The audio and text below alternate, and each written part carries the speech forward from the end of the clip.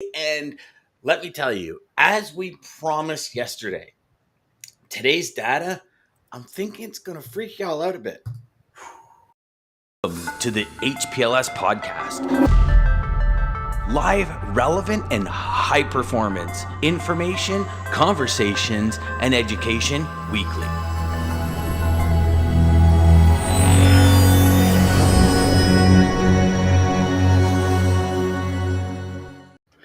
All right, we got Dean, the mad scientist, the data coming to us from the Millennial Falcon again today, which is awesome. Do we have to mention this? Do you see what happened?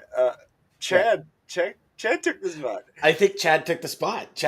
Well, I was going to ask you because we typically sometimes we got things coming in at different times. So I've got Chad coming in at I guess 49 seconds, 9:01:49, because we were a little bit late this morning. But is that what you see on your side too? Then we got Lisa followed him, and then we don't even see Jeff this morning. We got Damon, we got James, we got everybody. Good morning, everybody.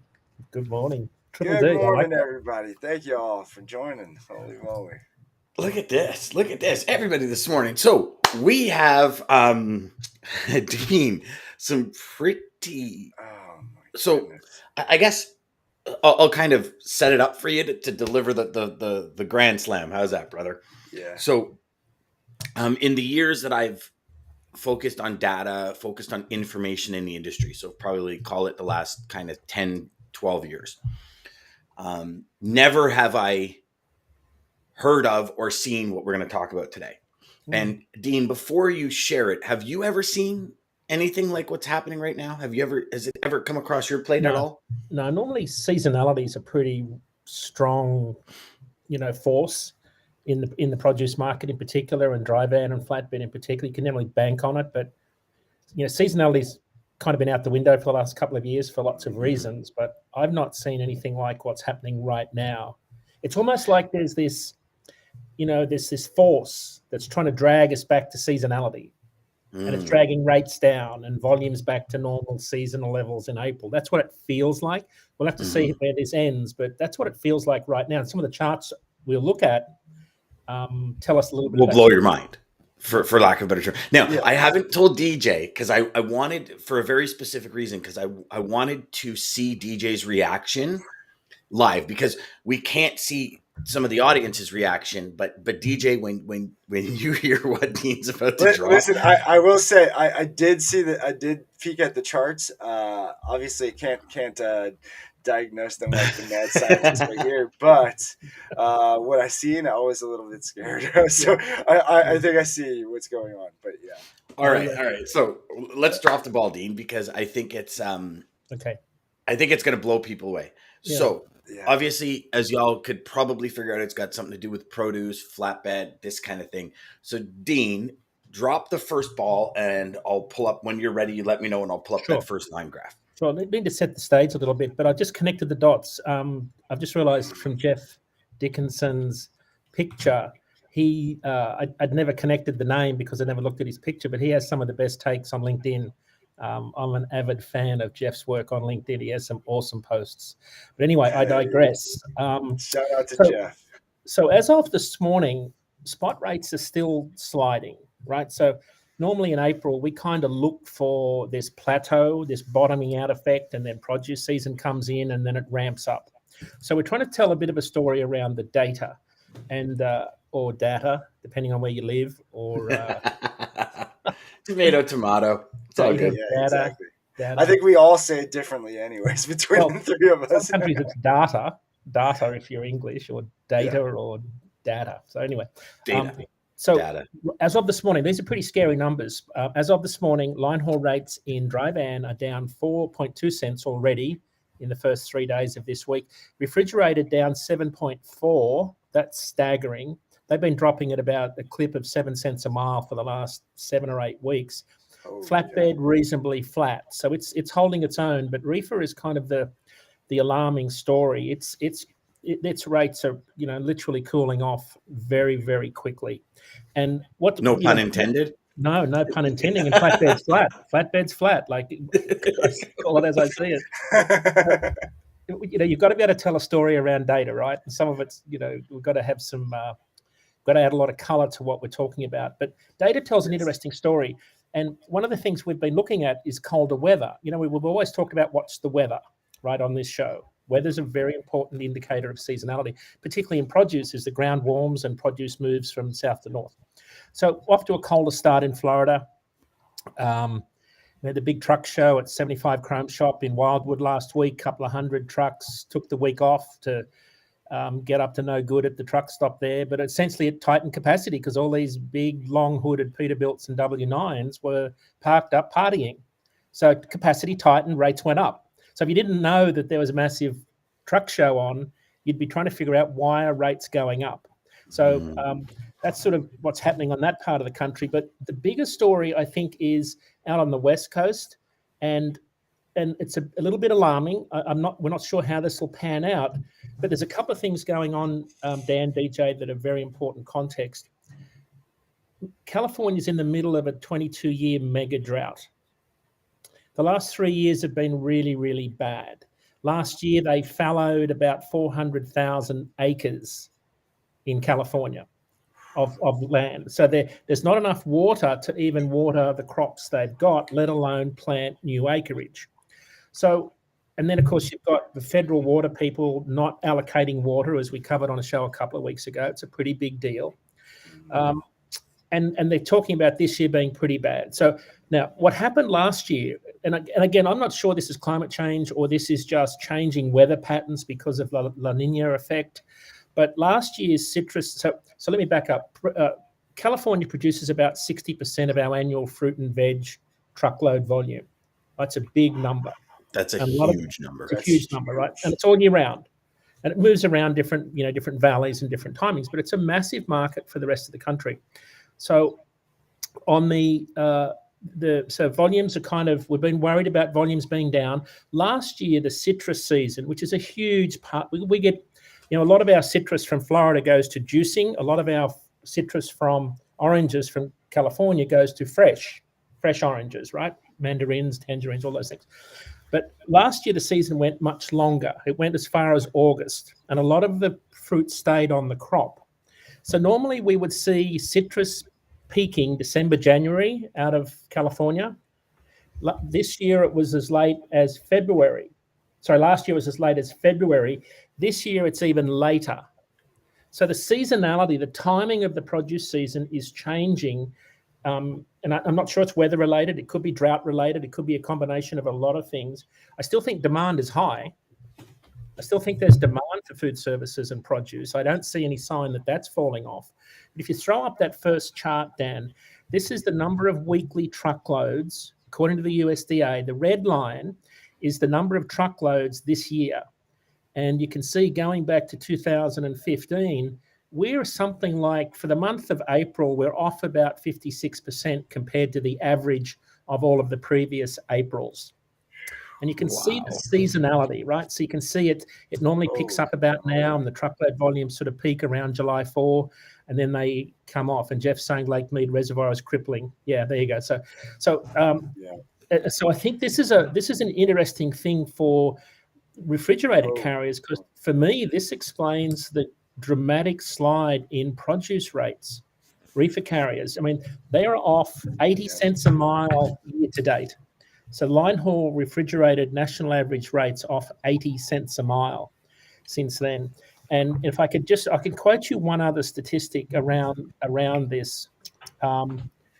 Before we get to the next chart, Dan, the data show, I looked at the data yesterday. So California produce volumes, where were we? We were here. And so West Coast capacity has been, tightening, but not at the rate we'd normally expect. National average rates in California are only going up by like 3 cents a mile last week, only averaging $2.53 a mile, excluding fuel. In Fresno, capacity remained flat at $2.33 a mile this week. Normally, rates are sort of heading north in a hurry out of the Central Valley.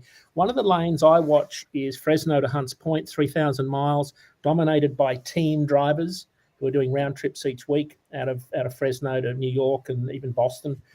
On this lane, spot rates are up 19 cents a mile. You'd say, wow, that's the market's tightening. Well, it is on that lane, but the average was only $2.19, excluding fuel. That's 68 cents a mile lower than this time last year. Holy. I was going to say that's really low for Yeah, produce, that's team low. drivers, Right. reefer. Like, Yeah. So that's the Yeah. national average. Keep in mind, that's the national average. Team drivers have probably got a premium on some of those loads because the national average pulls everything sort of together, the highs Okay. and the lows. But to me, that tells me that produce season is off to a really slow start. And as you can see from the chart, it may pick up. We've got time before it picks up. Demand seems pretty good in the food services sector. If my wife's catering business is anything to go by, they are getting new jobs every week for graduations, weddings, parties, bar mitzvahs. There's so much activity. There's so much pent up demand for food services. I just see across the country really strong demand for food services over the summer. So I think demand will be good. As to whether California can produce and meet the demand, that's a whole nother question. And typically Dean, what we see can I ask a question on this data, if you don't Yep. mind?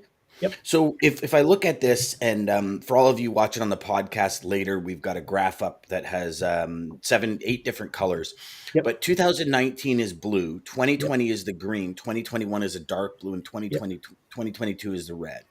So if I look at this, if I go back to 2020 and look at the produce seasons, we're up around 200,000 truckloads. Yep.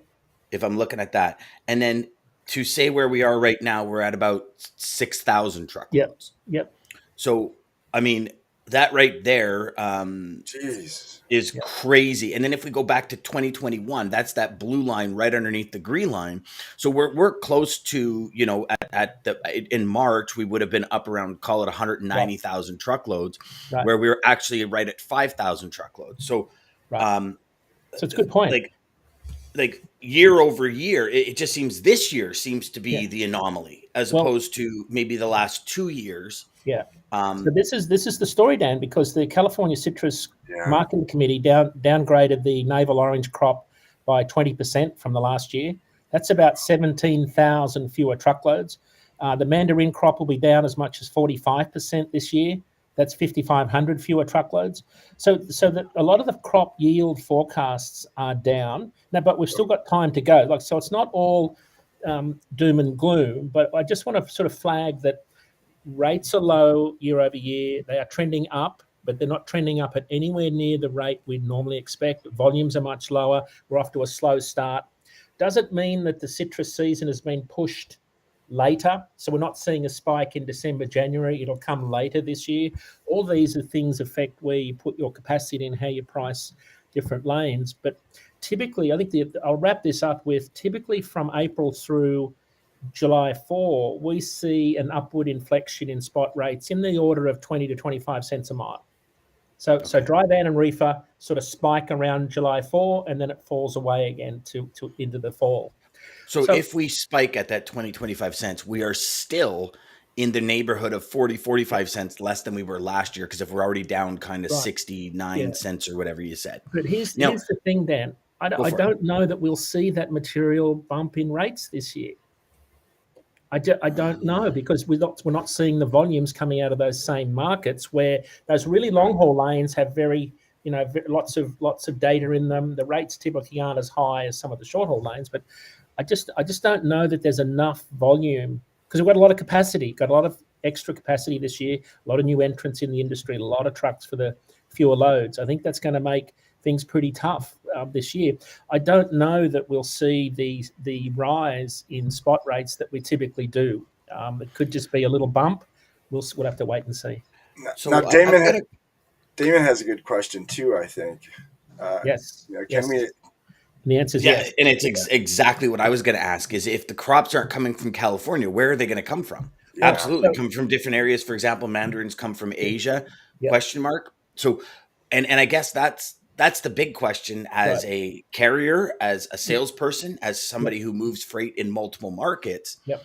Where can we expect the constraint to start happening if it's easing on the West Right. Coast? So what happened in the pandemic when all of the, we had immigration issues, people couldn't get across the border, they were ploughing crops into the ground because they couldn't find people, demand crashed in April of 2020. What happened, when you go back and look at the data, Mexico stepped in to fill the void, particularly tomatoes, limes, and avocados, all through FAR and the McAllen, Texas border. That's where a lot of the volume came from. So Mexico's volume, and I don't think they were in lockdown anywhere near to the degree to what we were, so they were able to fill in that void. So let's assume if demand stays high and B, Mexico has the capacity to produce more, they will fill that void for sure if other markets stumble. I think that's a given. That's why we're seeing pretty high spot rates out of southern border markets right now, in particular for any load that's heading into Canada. So now when we're talking Mexico producing that, is that like West Coast? Is it kind of Texas, Laredo? Like what ports are they entering into the US to come across? Most of the volume is Laredo and FAR. So it's going to be, so you've got Texas. Laredo for Mexico. Yep. Then you've got Houston for the ports. You've got all the other congestion already happening in Texas. That's probably going to continue because the ships are going to continue to come into Texas. Yeah, they're already bringing more ships. So you'll see a lot of the West Coast volume. You've got to remember the closest port to Mexico City is the Brownsville, McAllen area. It's like it's by hundreds of kilometers closer. So a lot of the trucks that travel north to Nogales feed Seattle, Phoenix, and Los Angeles markets, right? So you see the volume kind of goes in a sort of a V shape when you look at where it comes from. So I think the answer is yes. We're going to see more volume come out of there. There's going to be lots of, just with the extra border crossing inspections last week or the week before, we saw the capacity move from Laredo, El Paso over to Nogales to get into the US because there were less congestion and spot rates went up. So, and I'm just going to say, Jeff brought up another good point. Dean, do you think there's enough time? Do you see that comment, Dan? I was just actually just about to go in order from here. When you look at the graph, there's not much time, Dean, for produce to rebound considering the length of the season. Thing. Yeah. And so let's pull that graph up again for everybody watching when we're talking July. This could be a longer season. I think, Jeff, the optimism in me says it'll be a longer season this year. It'll be further delayed. I think people are going to party all summer and well into the fall this year. I know I am. I can't wait to get out and about and travel. So I think that demand is going to be pretty good. But you're right. This may end up being one of our worst years for produce that we've seen in a long time, exacerbated by all the extra capacity and high fuel costs. If I could share something. So when I was in the Dominican, so typically any times I've ever been in the Caribbean, one of the things I love is the fruit, right? Like the fruit just seems to have, like the pineapples, the coconut, it just seems to have so much flavor. None this year. Right. Like the watermelon was not like dark pink. It was like really light pink. It was kind of, you taste it and it's like, oh my God, it kind of feels like, if you guys have ever had like watermelon smart water, where it's like it's like, you can give me a few more drops of that flavor. It's got like almost zero flavor, just enough to change it from the taste of water. We just got those little mandarins for the kids, and I swear there's no taste. They're just orange. Right. The color is orange. They forgot the taste. So James brings up Richard brings up a good question. Could lack of people working on harvesting be part of the delay? Absolutely. In addition to climate? Yep. So you've got water restrictions, ground being fallowed, not planted, not watered, and labour. So absolutely, all of those things are. What about the gas prices over there too? I mean, they're pretty nasty, especially when a refrigerator, right? You've got to fill that reefer tank. Yeah. So you've got extra costs. So I think it's a pretty big deal. And Jeff could be right. We could see a pretty average produce season. But if that's the case domestically, we'll probably see a lot more volume come across the southern border. And I think to Damon's point, yes, there'll be more demand from Canadian farms for a lot more of the vegetables that they produce. We've got PEI potatoes coming back across. So I think, when you look at the mix, Canada produces about 92 to 93% of the annual produce import volume. Canada picks up the rest. Half of Canadian volume is potatoes. So So half the Canadian volume for produce is potatoes? Yeah, mostly potatoes, and it all comes from PEI. Wow. Yeah. Wow. Yep. Well, okay, so this is blowing me away because it's probably the smallest place in Canada, PEI, from a geographical It's the perspective. biggest province for potatoes. It's like the potato capital of Yeah, the world. well, I mean, it is, yeah. PEI potatoes are I thought that was spectacular. Idaho. Idaho produces a lot too. Yeah. Yep, absolutely. In the US. But if you looked at the geographical, like, Right.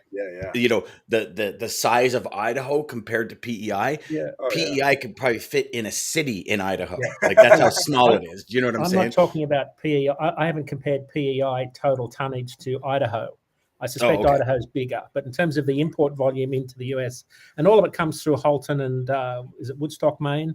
There's a couple of crossings where all the spuds come across.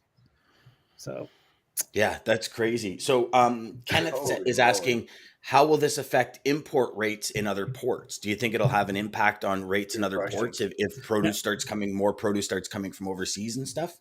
Yeah, definitely.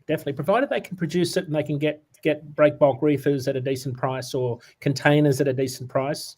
You don't get enough reefer plugs on a ship. There's a massive amount of disruption going on in the port market. So it may be cost prohibitive to ship some of that freight from, citrus from Australia, for example, is another market that a lot of our winter oranges come from. Do we have kiwis come from Australia at all? What's that? Sorry? Do we have kiwis that come from Australia, or is that more of a New Zealand thing? That's a New Zealand fruit, yeah. Okay. Yeah, we have a lot of mangoes. You'll get a lot of mangoes from Australia. And, of course, wool, iron ore, all that good stuff. AC/DC, the Wiggles. Yeah. Good morning, Nirfad. Nirfad says that the Dominican imported their fruits from Ottawa while you were there. Nice. That's probably why the tomatoes were still green. Right. What do we got? We got Richard says it sounds like the perfect storm.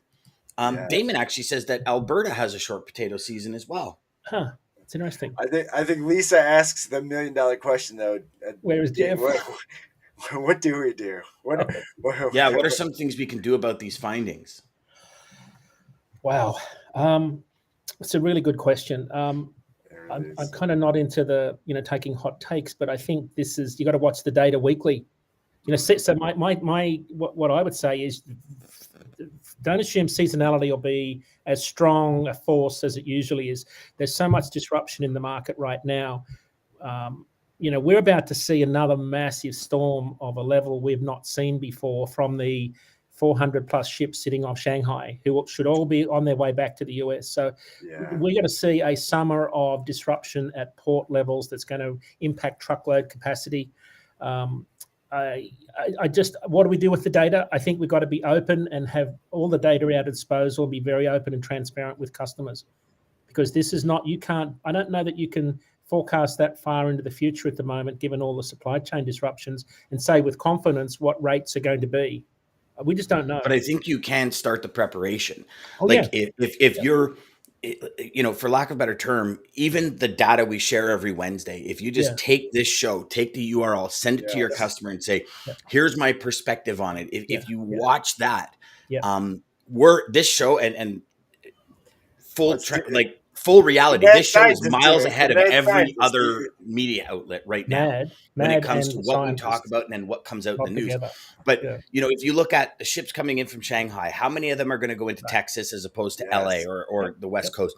Then you have, if that happens and McAllen, Laredo, and all these other places are pulling produce from Mexico, you have the perfect storm in the Texas area. So if you have customers moving freight to Texas, be prepared for a massive rate war and for rates to plummet going to Texas, because they can demand so much money coming out of Texas. Second, if your customers in Texas have general freight, general commodities, be very, very cautious and have the conversations, because your rates are about to skyrocket. And it will be just like it is. Listen, every year during produce season, it's, carriers wait for produce season out of California, and rates going to California from Canada, from anywhere, plummet because they get the 4, 5, 6 US a mile out. And that's what they wait for. So if that's going to start shifting around the market, maybe it's going to come into Florida. Maybe Florida's going to have some kind of thing. I don't know. Like, we can get into that now. But if that starts happening, if you have customers in these areas, and again, Dean went over it, Arizona, Texas, the conversation needs to be had. Do we know what's going to happen? No, but hey, FYI, here's what's happening now. It could mean A, B, or C, but I wanted to keep you in the know. I think that's all we can do at this point from a sales perspective. Throw up that next chart, because I think that might answer Lisa's question. And my overall thesis, and that is that we're returning to normal. So it's almost like there's this massive force pulling rates and volumes down to what they would normally be when we were behaving normally in non-pandemic years. Now, this is Fresno to Chicago. The red line are spot rates this year. The blue line is the average of the last 3 years. So you can see how produce season kicks in Fresno. Rates start to pick up around now. They peak, sometime middle of the year. But we've come down from a very high number so far, and it remains to be seen if we're going to bottom out. But what you can see, if you look at every single lane that I could throw up here, you see the same chart. You see the red this year coming back down to meet the blue, which is the longer term average. And that's what we're seeing in a lot of markets. And that's what's catching people out, because diesel prices are skyrocketing, and so are all of our operating costs, and inflation's eating away at everything we buy. So if you look at Dean, it's funny how at that go ahead, Dan. No, I was just looking at the chart, DJ, and right at that kind of 80-day mark, I mean, the rates are a little higher, but the graph seems to move in the same way. Did you notice that? Whereas like from 0 to about 80 to 90, that graph doesn't seem to be moving. But if we look over like right above the 100, we see that it's kind of in the same shape as it is in the blue. Yeah. Just a little bit higher on numbers, right? So Dean, was that just a, like what was the anomaly from January till now? What was it? Just a lead in from the Christmas season that kind of extended through? It's the tight capacity that led up to Christmas. It's the madness of, will the shelves be empty? It was the tail end of the peak congestion from with all the, remember we had 109 vessels off Los Angeles on January 9. We're down to about 40 today. So that's what's cooled off, is a lot of the urgency in the spot market. There was a lot of urgency last year, a lot of part loads, a lot of urgency, a lot of supply chain shortages, a lot of freight had to be moved quickly. So there was a lot of things going on, but the market has cooled off dramatically since then, as you can see. Got it. DJ, what were you going to say? I was just going to say, I mean, you brought up a great point just looking at this. The patterns, if you study the patterns, you brought up such a great point of that little blip that you see right there from the 100 to the 122. Looks like it copies that. So if it does copy that, just a heads up, anybody with anybody who messes with stocks, just pay attention for that uprise where you see after that. But again, what I was going to say is the pricing, because there's such, I mean, you see the steep decline, but the gas prices are not adjusting that fastly. What kind of a bloodbath could that cause? Yeah. Well, DJ, so you have the gas prices. Plus, if you look at this peak at 100 days and then where we even are at right now, and if that's the 3-year average, we're still well below. But if we look at what's changed, price of equipment's changed, fuel, cost of driving has changed because drivers' wages are up. Like, Dean, what do we see there? So with wages? Well, no, I mean, DJ mentioned fuel because fuel's still sky high, but our rates are still, I mean, if you look at this time last year, our rates are in that or over the 3-year average, our rates are in that $1.90 a mile, I guess, if you look right under the 2022, and we're up around $2 a mile. But if we're only looking at kind of a 20%, 25% increase, let's say if we do get the 25 cent, we're going to be up in that 25. We're still going to be below that seasonal average where the blue line is, which creates then even more issues in the market from costs of fuel, driver wages, which means carriers are going to be less profitable than they were even over that 3-year average. And probably more selective about the loads they choose. So I think the carriers are going to look at this very differently. Their operating margins have been eroded. Rates are down 12 cents year over year. Diesel's up $2 a mile in the last year. So for those carriers that are working on all-in rates, especially in the produce market and the spot market, they've got to know their operating costs. And I worry about a lot of carriers. I just don't think they fully understand the gravity of the situation. But that's absolutely. getting too deep. That's Damon says both Ontario and BC have larger greenhouses for tomatoes, peppers, and cucumbers as well, Bring it on. which will add to some of the volumes. Jeff, thank you. Data is great. Best place to see new data, Dean. Oh, right here. And thank you. So if I could give our DAT a plug. 100%. DAT.com/market update. Every Wednesday night, we publish my blog post and all of this data and all of the charts. It's a free service. Go to the resources tab, top right of DAT.com's landing page, and you'll see all the blog posts. And in it, I put all the charts that we've been talking about today. Alternately, shoot us a note at askiq@dat.com, and I might be able to pull some data for you if it's sort of within scope. Oh, Dean, you just got a lot busier. I hope you have help, Dean. As you were saying that, I'm like, you ever feel like you're falling, like when you're sleeping and you're falling off a cliff, you're like, no. Yes. Yeah. I was like, no, Dean, you didn't just say that, but yeah, definitely. Make Dean. Jeff says, then you have extreme delays at port unloading, which could affect produce shelf life if not loaded in a timely manner. Yes. And I think that's why, personally, and Dean, I'd love your take on this from a data perspective, but I think that's why all of our produce over the last kind of year and a half has sucked, because it gets picked so green or so premature, knowing that it's going to sit off of the West Coast or at ports for so long. The nutrients, it's not getting the life that it. It'll take time for this to work its way out and get back to normal in the produce market. Jeff raised a great point about the number of vessels sitting off Shanghai. Lars Jensen, who's a great guy to follow on LinkedIn from Marine Intelligence, he's probably the guru in this international shipping space. He thinks it'll take years for the supply chain to stabilize based on what's going on in Shanghai right now. It's going to cause disruption, and the ironic, I don't know if it's irony is the right word, but this wave of ships that once they get cleared and start coming back are going to arrive at the same time as contract negotiations are underway on the West Coast, which start on May 11 and conclude in July. And that's only from the lockdown that Shanghai just had. Right. If you look at what's happening in Asia, they're even saying some of the major, like the capitals. Yeah. If something doesn't change in the next week, they were saying last week, if something doesn't change in the very near future, they'll be locked down as well. So that's like, I mean, and it's you got Shanghai, then it's going to shift to all these other places. Yeah. It's not even close to over with Asia's zero tolerance or China's zero tolerance. Why it's a big deal for US and all of us in the supply chain market is the 29 ports on the West Coast represent 12% of American GDP.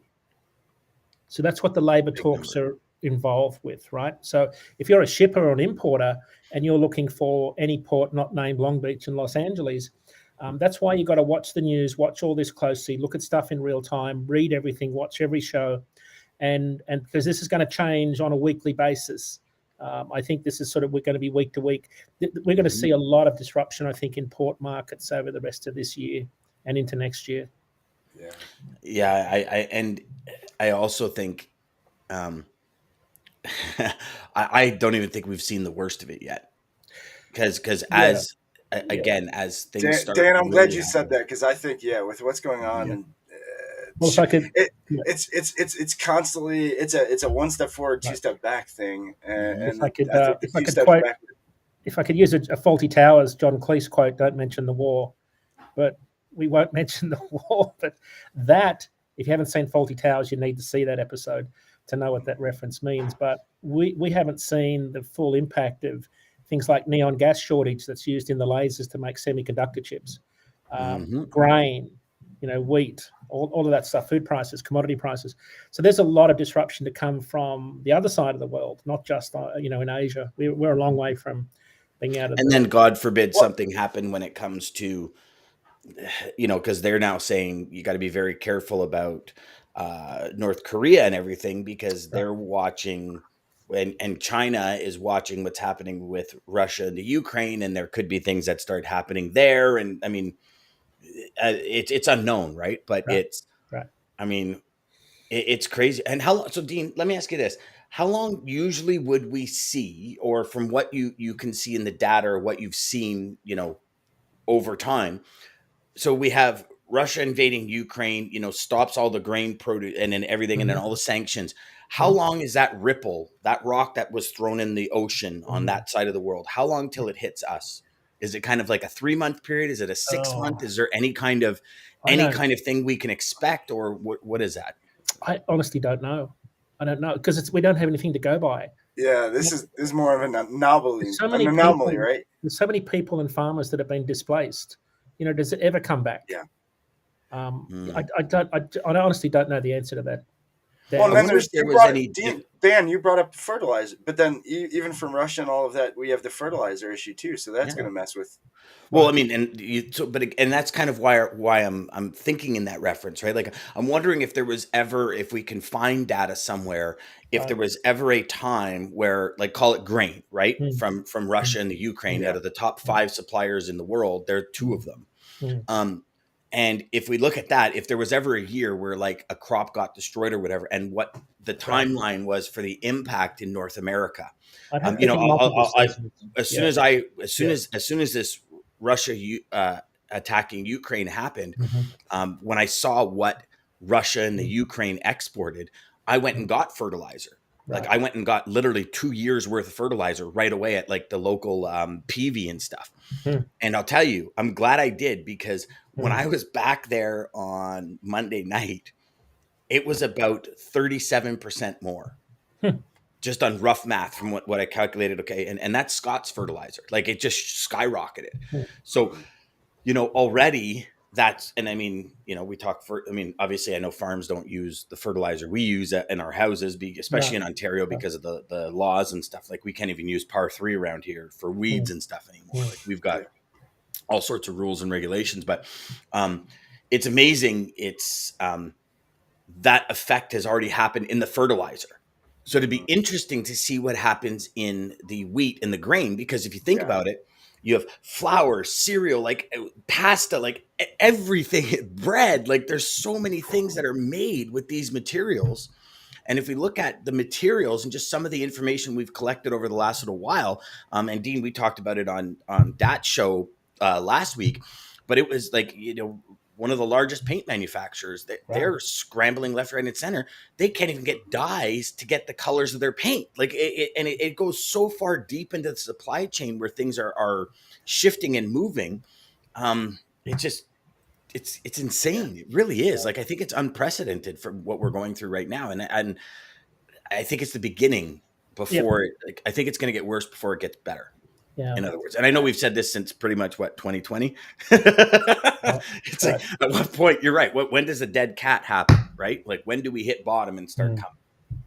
So, geez, we got a ton of Jeff's ending it. He says he has here's a great quote, DJ. It's more difficult to be simple, and it's easier to be more complicated. Right. Nice, Yes, Jeff. that is a great one, Jeff. I think that's human Ricky nature. says I don't want to do keto. That's going back. That's going back. Nerfad said, "Where is it, Nerfad?" Here. He says we should all just become meat eaters. I think it would solve it. And and Richard says beat him to the punch. Yeah. Oh, that's so funny. So, Dean, any last thoughts before we head out here? I know we're running quite late, but I think it's important today. I can answer Jeff's question. I've got fuel pegged at 45% of variable costs as of today. Oh my goodness! But the more alarming number is it's about 40.43% of revenue. So revenue's obviously plummeting. Diesel's up. Jeff's right; it's not sustainable. And carriers are, I think if you're in the asset acquisition space, you've got to get good at negotiating, and being fair, always leaving something for the next person, because these costs are unsustainable for carriers that aren't getting the full cost recovery of the fuel. So brokers, talk to your carriers, talk to your suppliers out there, give them the heads up, make them focus on that if they're not. Because talk to your customers too, because in the end, it's a cyclical cycle. Right, like if we try and pillage, we're just continuously doing this, like we're in this almost like a roundabout with no exit, and it's just going to keep going around and around, and rates are going to drop, carriers are going to go to business, rates are going to skyrocket, more people are going to get in, rates are going to drop, carriers are going to go to business, and we're never going to get out of the cycle. And I think it's obviously bigger than the three of us and this amazing audience, but if you can all talk to 3 or 4 people about it and have them talk to 3 or 4 people, it's going to create that wave that will go across the market. And that's we've been begging y'all to do this for a long time now. Now's the time to stand united and create those relationships. If you talk to your suppliers, we got to collaborate together on this. But I mean, if you talk to your suppliers now and have these conversations now as a broker, you're an actual asset to them. Whereas, and here's the perspective difference, right, guys? Like if we go back to when it was, dominated by a carrier market, right, where it's like, hey, listen, I got 5 loads I can choose for any one of my trucks, right? And I have had students, and this is real information. I've had students say, Dan, it's so hard to try and create a relationship because they're like, oh yeah, okay, you want a relationship now when it's 5-1, but did you want it 6 months ago when it wasn't 5-1? Like, don't take that conversation and have that ego of, well, they didn't want me to do it, so I'm not doing it now. Like, go back and have that conversation with them now. Right. Now is the time to build your next 12, 24, 36, 5 years, 10 years of relationships. Right. Now. Yeah. Right now. Save them. You're going to need to. Yeah, well, I mean, at least be on the same page, right? Yeah. Like be on the same page. Have the respect that, hey, okay, maybe they've been screwed before by brokers who say, I want a relationship as soon as pop markets drop. Hey, you need to drop your rate by $200. That's not a relationship. A relationship is, hey, FYI, the rates we've been doing for this customer, just in case rates going into, call it Texas, have plummeted. My customer's starting to get people to call them with spot quotes that are way less. Is there something we can do to work together as we navigate the waves together? One in the front of the boat, one in the back of the boat to stabilize the boat until something flatlines and things happen, and then let's go back. But that's the conversation. It's not just drop your, like, it's context, right? How many times, guys, have we talked context? Jeff hit it on the head. Be transparent. You talk about that all the time, Dan. But I think that's what we need to do. More transparency. You can't sugarcoat that bitter pill, right? You've got to be completely transparent. Yeah. You know what? Jeff's got a good point. I think we should make the show an hour with Dean every week. We have a lot to discuss. You know what's funny? Maggie said 45 minutes. I'll give her props. She said, you guys should make Dean's show 45 minutes. Just make it a special show. And Jeff's right. Jeff's right. I mean, it is way too important. It is the importance of what Wednesdays is critical. It drives what you do. And data really does drive what you do. I mean, you look at it. So here's the thing. And here's the way I kind of started looking at data once Dean and I connected is there's a lot of information about like weight loss and what, changes in your lifestyle. I'm not going to say diets because it's a change in your lifestyle creates what, right? So people go by that data. Right. The same thing in this industry. This is where the data takes you when you watch this show. Yeah. Dan, I was on a carrier show last night with Chuck Snow and, Rates and Lanes, the podcast we do on Tuesday nights. And so it's really carrier-centric. And I said, information is power. I said, you can't go into a negotiation not knowing what brokers are searching for trucks on what lane, what the average rate's been. You just need information before you even have the discussion. You need to know what's happening in the market, what's demand look like for the freight you haul. That's even before you get to the rate per mile. There's so much information you've got to absorb and have good business partners to help you do it. But that's how I'm talking to carriers about it. And I think we're saying the same thing here on the intermediary side, is you've got to be armed with the information to have an intelligent discussion. Mm-hmm. Yes. And it's the data information, Dean. It's the shipper and receiver information. It's everything. Right. Because it's great that we have the data. If your shipper then takes 9 hours to load your trucks, or you know what I mean? Like that's the information you need. Mm-hmm. Don't get me started. Yeah, I know. You know what? Actually, we've never seen Dean's waffle, have we? We'll need another hour. So what do we have in closing, Dean? What would be some of the Yes, things yes. that you would suggest to everybody? Watch the data. We've shared with them where to go with the data. How Yeah. does one interpret the data? I think that's a big question because all these graphs and stuff can sometimes seem a little overwhelming for people. Right. I How think would they don't be interpret the afraid to data? don't be afraid to ask what you might think is a stupid question. There is no such thing as a stupid question. That's right. When I talk about data, I tend to assume most people know what we're talking about. Please don't think that we're talking over anybody. But if you've got any questions, whether you're new, in particular, if you're new to the industry, Yes. ask, Yes. fire these questions away. And if we see a recurring theme, then we probably need to do a show just around some of the basics around understanding rate per mile, fuel surcharges, those sorts of things. But I think Definitely. ask questions, read, watch, spend a good part of every day just absorbing information and weighing it on your own scales. And if any of you have any questions, DM DJ or I. DJ and I can kind of put all the DMs together, and then we can reach out to Dean and create shows. Jeff just said, I just put that up. Jeff said, being new, I appreciate the conversation and data eye-opening.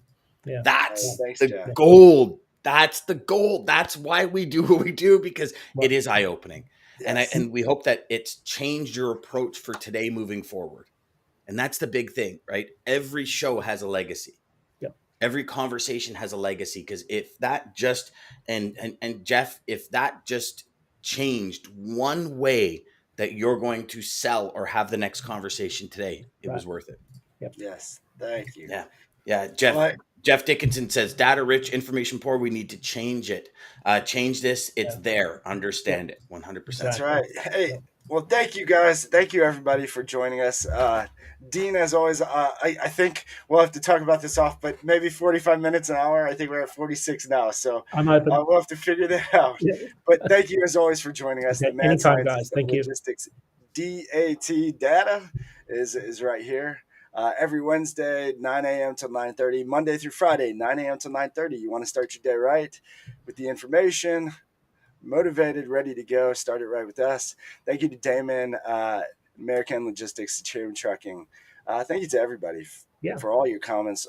Again, without you guys and all the information and the questions, like Dean said, don't be afraid to ask questions, especially if you're new. The only way you learn is to ask questions. So don't be afraid. And quote to take us out. I think you guys will like this one. I hope I really might drop this one, especially since the king of boom, Jeff, hit me with one. I had this from the beginning. I'm telling you, I don't even know where it came from. You had to add that in there, right? Had it from the beginning. I have to add it in there. But data is like water. Neglect its quality and fear the indigestion. Oof, that's powerful. To the HPLS podcast. Live, relevant, and high performance information